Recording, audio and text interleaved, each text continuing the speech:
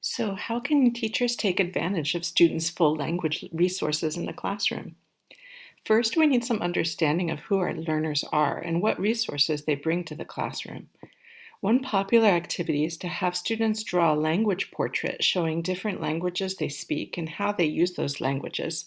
Sometimes we are thinking just in terms of a first and second language, and we forget about other languages like French or Arabic that many students in the class may share. Next, we can think about how to group students strategically.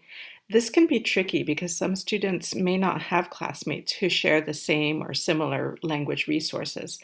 If there are students who are left out of the mix, they might be grouped together and stay close to the teacher for extra support.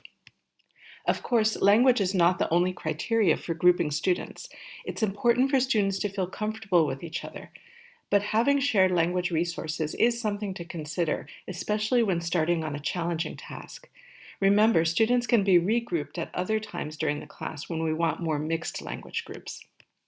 Now we're ready for the task, which is usually divided into three phases: pre-task, during task, and post-task. Let's look at how translanguaging might fit into each phase and how that might benefit student learning. Before the task, students can check their understanding of the instructions, looking up words they do not know or asking each other for clarification. Once the task is clear, students might brainstorm ideas in groups. Opening up this space to other languages can help the ideas come more quickly. It can also help to think and maybe talk through the situation first and then start putting the ideas into English. This will make the material students write about more complex and closer to what they are actually thinking. If students like working together and collaborating, they could continue to do so as they start working on the task. This is an opportunity to share resources and talk about how to express what they want to say in English. Going back and forth between languages at this stage can help students process differences in structure and vocabulary. If students are working alone, they might look up words or phrases as they are writing. It's a good idea to remind students to add these words to their vocabulary notes. The teacher could even keep a running list of these words and phrases on the board to teach later. While students are working on the task, the teacher can pay special attention to gaps the learners are running into as they try to express their ideas in English. These observations can inform some quick mini lessons either during or after the task.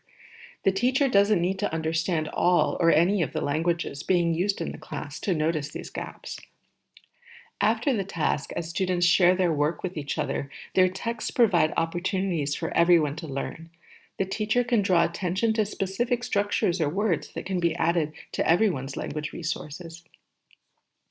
So, should the teacher ask Jorge to put his phone away and speak only in English?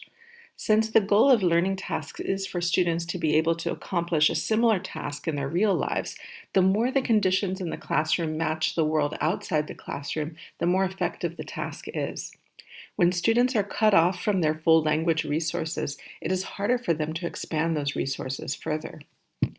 By creating spaces for translanguaging during learning tasks, we can support students in expanding their English repertoires in ways that are meaningful to them.